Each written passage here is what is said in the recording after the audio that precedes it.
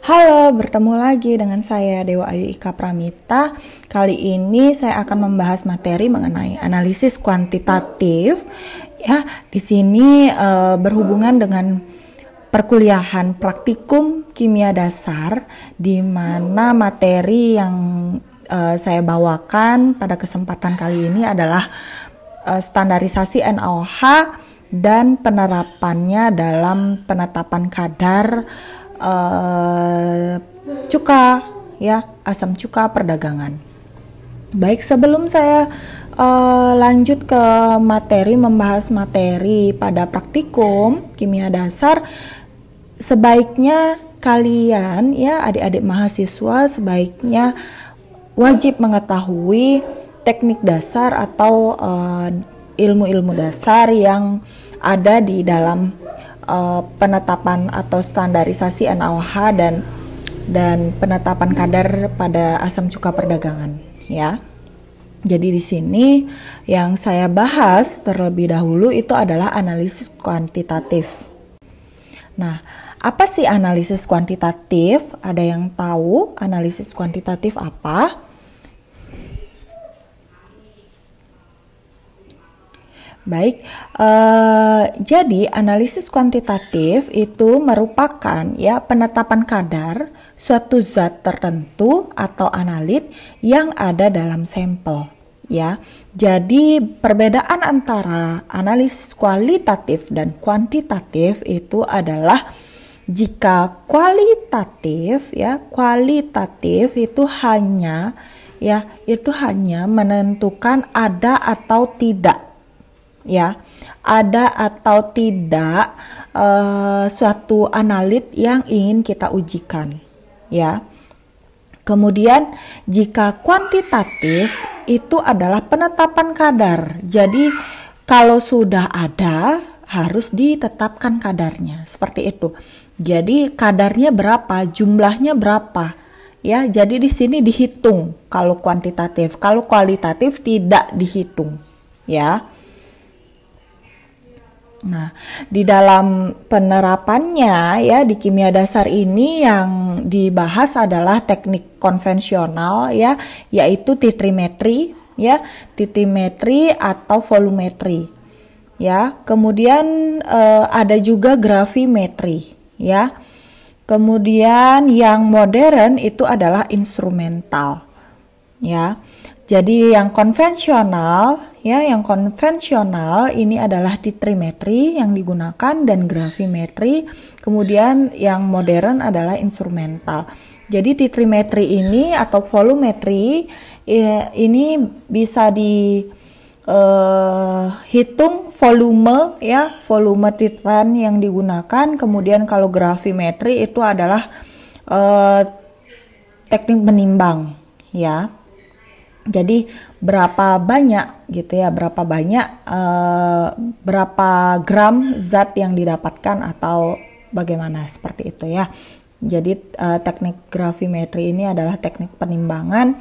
Kemudian instrumental modern berarti menggunakan instrumental ada spektrofotometri UV vis, ada GCMS, ada HPLC, ada AAS dan yang lainnya, ya.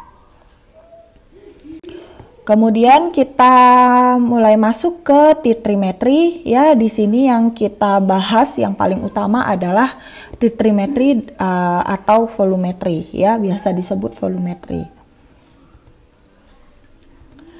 Nah, apa sih titrimetri itu, ya? Jadi titrimetri di sini, ya, atau volumetri, kadar komposisi dari zat uji ditetapkan berdasarkan volume, ya, berdasarkan volume pereaksi atau konsentrasi diketahui, ya, yang ditambahkan ke dalam larutan zat uji hingga komponen yang akan ditetapkan bereaksi secara kuantitatif, ya, dengan reaksi tertentu. Itu yang dimaksud dengan volumetri, ya.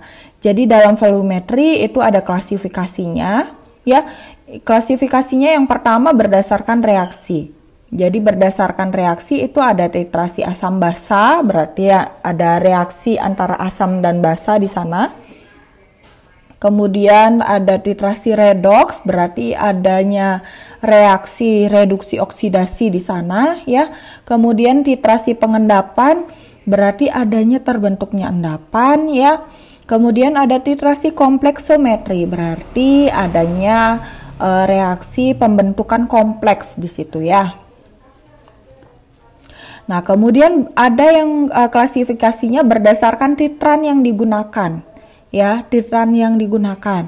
Di sini ada asidimetri, ada alkalimetri, ada permanganometri, ada argentometri, ada iodimetri, ya. Nah, klasifikasi yang selanjutnya adalah berdasarkan cara penetapan titik akhir. Ya, jadi cara penetapan titik akhir bisa secara visual, ya, titrasi visual, ataupun secara elektrometrik. Jadi kalau titrasi elektrometrik di sini ilmu elektrokimia digunakan, ya. Jadi ada penggunaan pH meter di sini, ya. Penentuan nilai pH-nya di sini. Kalau menggunakan titrasi elektrometrik. Kemudian ada berdasarkan konsentrasi dari komponen zat uji. Ya, dari komponen zat uji yang pertama ada titrasi makro, kemudian ada titrasi semi mikro, kemudian ada mikro. Ya, ini klasifikasi pada volumetri.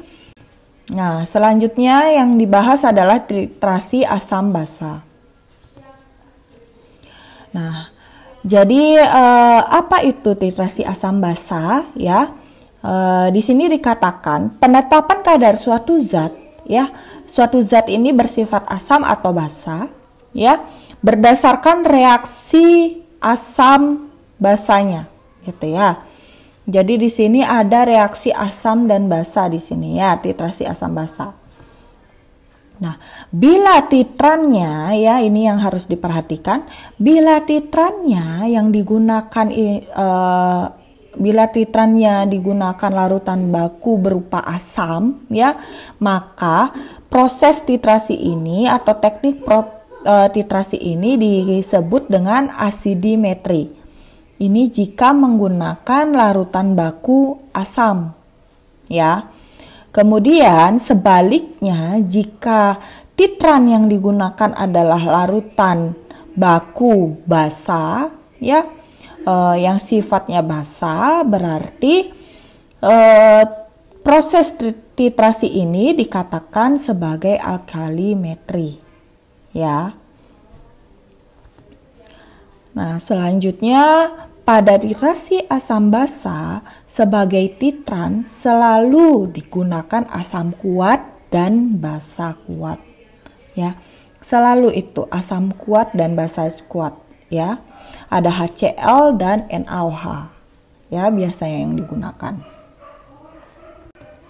Nah, selanjutnya adalah bobot ekivalen, ya. Jadi kalian sebelum kalian melakukan praktikum dan sebelum kalian membuat laporan, ya, menghitung kadar, jadi kalian harus tahu dulu bagaimana cara penentuan bobot ekivalen, ya. Jadi di sini dikatakan bobot ekivalen, ya, merupakan suatu bobot ekivalen dari suatu zat pada reaksi asam basa, ya, merupakan banyaknya mol zat itu, ya. Jadi bobot ekivalen itu adalah merupakan banyaknya mol zat yang setara dengan 1 mol H+, ya. 1 mol H+, ya. Jadi ini yang harus digarisbawahi. Jadi banyaknya mol dari zat itu, ya, yang setara dengan 1 mol H+ atau 1 mol OH-. Kalau dia asam H+, kalau dia basa OH-, gitu ya. Kemudian di sini ada contohnya, ya. Ada contohnya suatu reaksi, ya, ada 2 NaOH ditambah dengan SO2, ya, menghasilkan Na2SO3, ya, ditambah dengan H2+, ya. Jadi berapa sih bobot ekivalen ya? Bobot ekivalen pada SO2 ya? Berapa sih bobot ekivalen pada SO2 ya? Jadi bobot ekivalen pada SO2 itu ditentukan dengan menyetarakan ya. Menyetarakan terlebih dahulu koefisien pada reaksi ini ya. Nah, jika di dalam slide ini ya, jika di dalam slide ini reaksi yang ditampilkan ini sudah setara ya. Jumlah Na-nya 2 di sebelah kiri, di kanan 2 ya. S-nya di sebelah kiri 1, di sebelah kanan 1, seperti itu ya. Itu namanya menyetarakan ya. Jadi sekarang yang dilihat adalah ya, sekarang yang dilihat adalah jumlah mol. Jumlah mol bisa dilihat dari koefisien yang ada di depannya ya. Koefisien yang ada di depannya ya, di depan suatu senyawa tersebut atau molekul tersebut ya. Jadi di sini contohnya SO2 ya. SO2 memiliki 1 mol ya, memiliki 1 mol. Jadi 1 mol ini setara dengan 2 mol. Nah, setara dengan 2 mol NaOH. Ya, jadi setara jadi 1 mol SO2 ini setara dengan 2 mol OH- ya dari NaOH. Ya, setara dengan 2 mol OH-. Jadi untuk bobot ekivalen dari SO2 ya, dari SO2 itu caranya dengan rumus ini ya, MR dibagi dengan A. A ini adalah mol dari hasil penyetaraannya ya. Jadi di sini jumlah molnya itu ada 2 ya, 2 mol OH- berarti karena MR dari SO4 itu adalah 64 ya. Jadi 64 dibagi dengan 2 sama dengan 32 gram. Ya, 32 gram. Paham ya? Nah, di sini bisa juga ada cara lain ya. Bisa juga cara lainnya 2 NaOH ya, 2 NaOH ditambah dengan SO2 ya, menghasilkan Na2SO3 ditambah dengan H2O. Nah, 1 mol ya, 1 mol SO2 itu setara dengan 2 mol NaOH ya, setara dengan 2 mol OH-. Jadi, setengah mol SO2 itu setara dengan 1 mol OH- ya. Jadi di sini berat ekivalen dari SO2 itu sama dengan setengah dikali 64 sama dengan 32 gram. Ya, sejauh ini paham ya? Oke. Nah, sejauh ini paham ya? Jadi kalau ada yang nggak paham nanti bisa tulis di kolom chat ya. Kemudian lanjut. Nah, ini ada beberapa contoh ya, beberapa contoh dari cara penentuan BE. Kalian bisa pelajari ya. Jadi yang tadi itu adalah contohnya OH. Kalau yang ini adalah H+ ya, dengan reaksi ini ya. Contohnya misalnya Na2CO3 ya. Di sini kalian lihat dulu setara atau tidak ya. Jika sudah setara baru dilanjutkan ya. Jadi di sini sudah terlihat reaksi tersebut setara. Ya, dilihat dari koefisien ya, koefisien pada masing-masing senyawa ataupun molekul ya. Jadi di sini semua koefisiennya 1 ya. Kalau nggak ada angka itu artinya 1 ya. Jadi 1 mol ya, 1 mol Na2CO3 ya, Na2CO3 setara dengan 1 mol HCl ya. Berarti ini juga menunjukkan bahwa Na2CO3 itu setara dengan 1 mol H+, ya. Setara dengan 1 mol H+. H+-nya itu dari mana? H+-nya dari HCl ini, ya. H plus Cl min gitu ya, kalau dilepas menjadi ion, ya.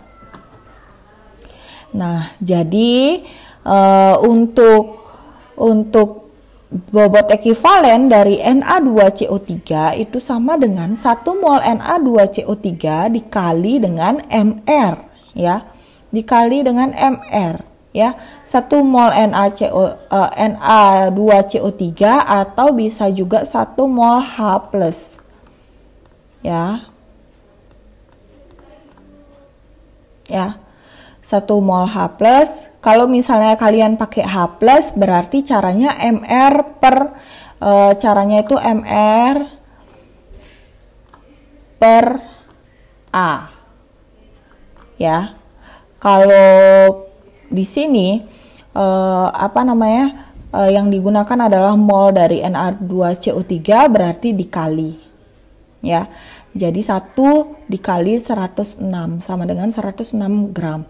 Kalau misalnya pakai H+, ya, kalau pakai H+ berarti 106 dibagi dengan 1, ya, dari H+-nya. 1 mol H+, ya. Nah, seperti itu, ya. Sama 106 gram, ya. Seperti itu. Jadi silahkan kalian pelajari ini. Selanjutnya adalah indikator, ya. Selanjutnya adalah indikator. Jadi indikator di sini dikatakan indikator asam basa, ya, adalah asam atau basa organik lemah yang mempunyai warna molekul atau warna asam yang berbeda, ya, dengan warna ionnya, ya, atau warna basanya. Seperti itu, ya. Jadi warna molekul, ya, itu berbeda dengan warna ionnya, ya. Warna ionnya dalam bentuk asam, dalam bentuk basa. Ini basa, ya. Jadi berbeda warnanya, gitu, ya. Nah, untuk pemilihan indikator, jadi sebenarnya kalau pemilihan indikator ini sudah diberikan, ya, materinya pada sebelumnya, ya, pada materi sebelumnya yang diberikan oleh Bu Sukma, ya. Kemudian ini di sini sudah diberikan, ya, pada slide sebelumnya sudah diberikan 1 mililiter HCl itu yang 1 normal, ya, setara dengan 52,99 mg Na2CO3. Jadi disetarakan dulu, ya. Jadi cara pertama itu dengan metode penyetaraan.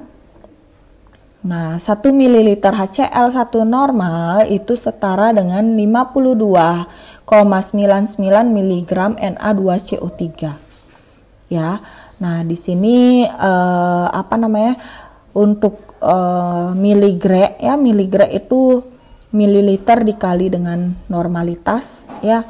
Jadi didapatkan 1 miligre, ya, itu setara dengan 52,99 mg Na2CO3. Nah, kemudian jika beratnya itu 1500 mg Na2CO3, berapa miligre dia, gitu, ya. Nah, yang dicari adalah miligrenya sekarang. Untuk menentukan miligre, ya, jadi miligre itu sama dengan, ya, miligrenya ini sama dengan 1500 mg, ya, 1500 mg dibagi dengan 52,99 mg Na2CO3. Nah, baru dikali dengan 1 miligre. Ini kan coret, ya, didapatkan berapa miligre. Silahkan dijawab, ya. Silahkan dijawab. Kemudian untuk mencari normalitasnya menggunakan rumus volume dikali normalitas, ya. sama dengan miligre. Ya. Volume dikali normalitas itu sama dengan miligre. Jadi di sini miligre yang didapat itu dimasukkan, ya. Miligre yang didapat itu dimasukkan. Coba saya hitung dulu, 1500 dibagi 52,99 dikali 1. Nah, yang didapat adalah 28,3, ya, 307. Nah, jadi ini dimasukkan ke sini, ya. Kemudian ke sini juga, ya. Kemudian baru ini, ya, dibagi dengan 29,5, ya. Berarti dibagi dengan 29,5 dari volume, ya, dari volume ini yang didapat adalah 0,959 Nah, ini normalitas yang didapat, ya. Normalitas yang didapat untuk HCl ini, ya, untuk HCl ini. Ini menggunakan metode kesetaraan, ya. Menggunakan metode kesetaraan. Nah, metode kesetaraan ini, ya, paham ya? Nah, selanjutnya adalah dengan metode BE, ya, bobot ekivalen. Dengan metode bobot ekivalen ini kalian tentukan dulu bobot ekivalennya, ya, dengan rumus yang sebelumnya sudah saya jelaskan. Kemudian masuk kepada rumus ini, ya. Nah, jadi didapatkan 53 gram, ya, bobot ekivalennya. Berarti lanjut masuk ke rumus ini, miligre HCl itu sama dengan miligre dari Na2CO3, ya. Jadi volume dikali normalitas sama dengan volume dikali normalitas dari Na2CO3, ya. Untuk volume dan normalitas dari HCl ini yang dimasukkan volumenya, ya, normalitasnya dicari, ya.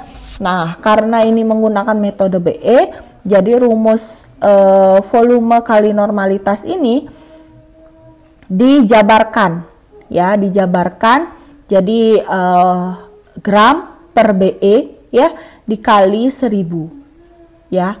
Gram per BE dikali 1000, gram per BE, ya, per BE dikali 1000, ya, atau gram dikali 1000 per BE bisa juga, ya.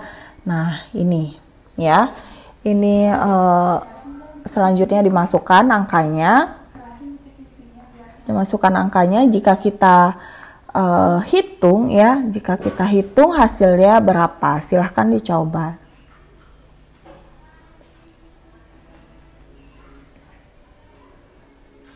Ada yang tahu hasilnya?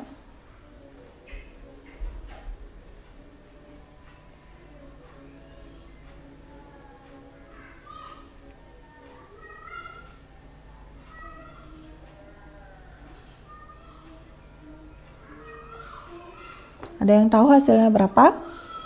Ya, hasilnya itu adalah 0,9594, ya.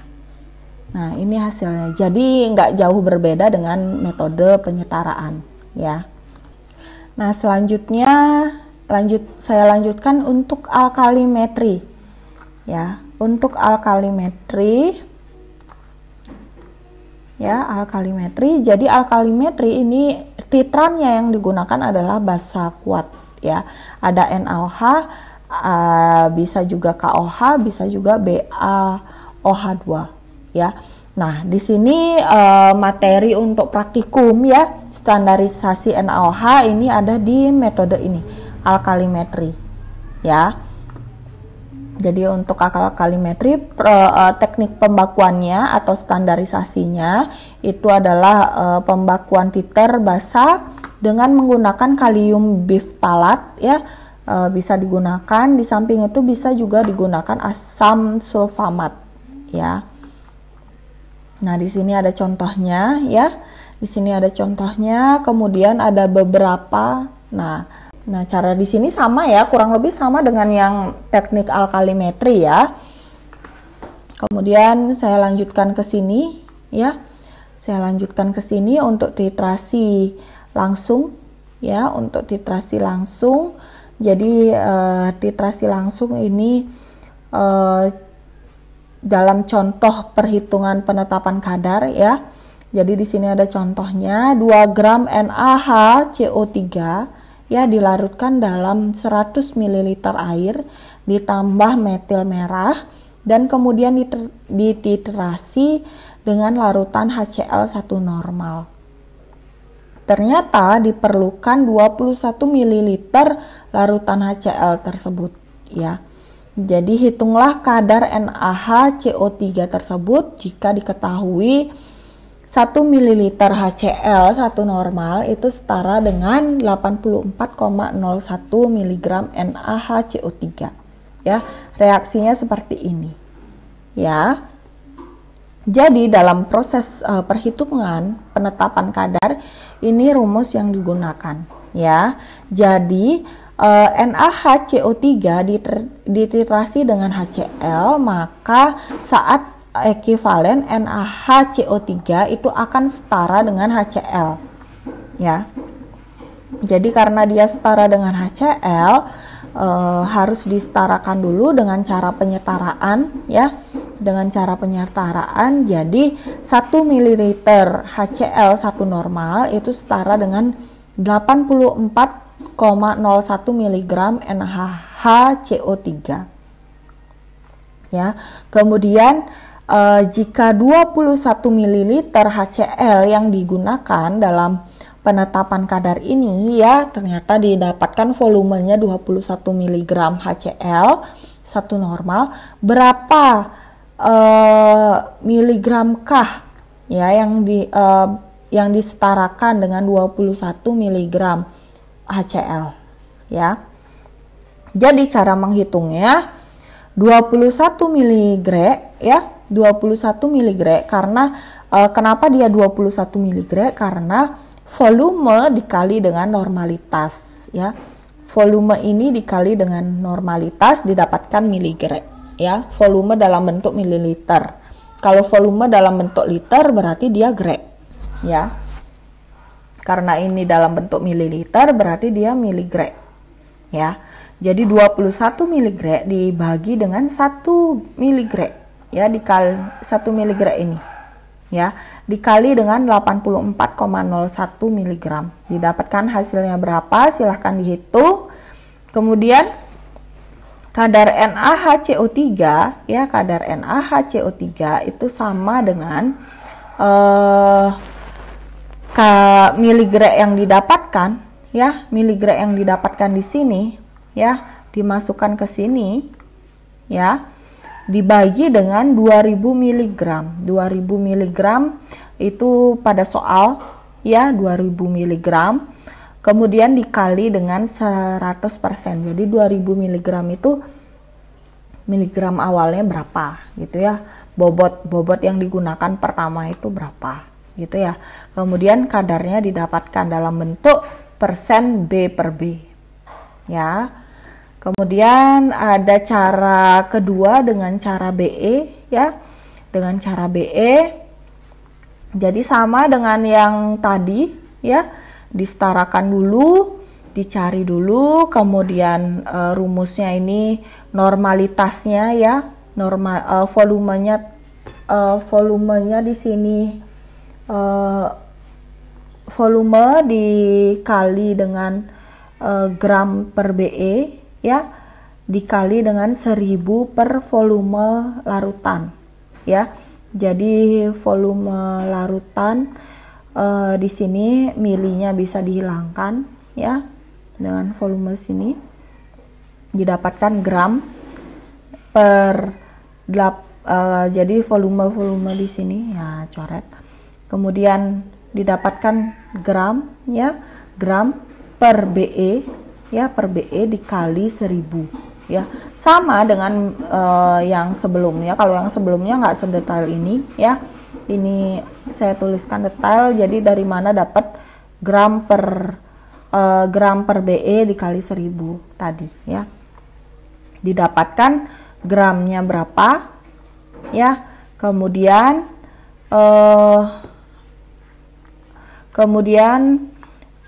masuk ke penetapan kadarnya ya, dalam bentuk gram ya, dalam bentuk gram. Kemudian didapatkan kadarnya dalam bentuk persen B per B ya. Kalau saya lebih suka dengan metode penyetaraan sebelumnya ya. Nah, ini ada beberapa contoh ya, kalian bisa pelajari. Ini untuk titrasi kembali, biasanya yang sering kita gunakan itu adalah titrasi langsung ya. Kalau pada buku penuntun kalian itu adalah titrasi langsung ya. Jadi silakan ini dijawab ya pertanyaannya. Titik-titiknya ditulis. Nanti setelah saya menjelaskan materi ini, kita diskusikan ya, berapa kalian dapat hasilnya, seperti itu. Nah, saya lanjutkan ke kesalahan titrasi. Jadi pada umumnya untuk kesalahan titrasi ya, yang sering terjadi itu adalah pada proses volumetri ya, itu adalah kesalahan dalam pembakuan larutan titer ya. Jadi ini sering banget terjadi, yang seharusnya didapatkan titer yang digunakan itu adalah 1 normal, tapi pada standarisasi ternyata yang dihasilkan atau yang didapatkan 0,8, itu sudah salah ya. Itu akan mempengaruhi hasil pada penetapan kadarnya. Kemudian pemipetan itu juga harus diperhatikan. Kemudian pembacaan buret juga harus diperhatikan. Penetapan titik akhir titrasi juga harus diperhatikan ya. Jadi ada meniskus atas, meniskus bawah ya. Jadi ada meniskus atas, meniskus bawah. Jika dilihat contohnya ini ada buret ya. Ada meniskus atas, meniskus bawah. Nah, contohnya gini kan. Nah, ya anggaplah begini ya, saya nggak bisa gambar. Nah, bagian ini ya, bagian ini itu adalah meniskus atas ya, atas. Kalau yang bawah ini adalah meniskus bawah ya. Coba saya ulang dulu.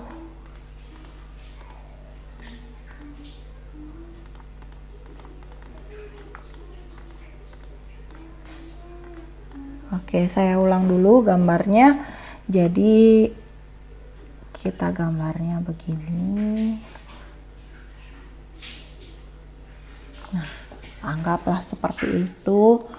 Kemudian nah ini kok gitu. Nah, jadi ini ada larutannya ya.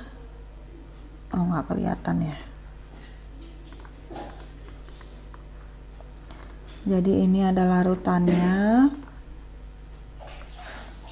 Nah, itu larutannya ya. Kemudian untuk menunjukkan meniskus ya, ini adalah meniskus atas ya. Atas atas ya. Nah, yang ini adalah meniskus bawah. Bawah. Pada saat apa kita bisa melihat titik akhir titrasi itu pada meniskus atas dan bawah? Kalau meniskus atas itu untuk larutan yang berwarna ya. Kalau yang meniskus bawah itu untuk larutan yang tidak berwarna ya, atau bening, seperti itu ya. Jadi ini yang harus diperhatikan. Kemudian yang terakhir adalah pemilihan indikator yang tepat, itu juga harus diperhatikan. Oke, selanjutnya adalah contoh-contoh soal ya. Silahkan. Oke, baiklah. Setelah kalian menjawab, hasilnya bisa ditunjukkan ya. Nilai diskusi akan saya nilai dari siapa yang ingin memberikan atau menunjukkan hasil yang sudah dikerjakan, seperti itu ya. Oke, sekian presentasi dari saya. Silahkan kalian mengerjakan dulu, waktunya 30 menit ya. Selamat siang ini ya. Jadi silahkan dikerjakan, saya beri waktu sekitar 30 menit ya. 30 menit saya beri waktu. 30 menit berikutnya kita akan berdiskusi tentang soal-soalan ya. Ada beberapa contoh soal, silahkan dikerjakan.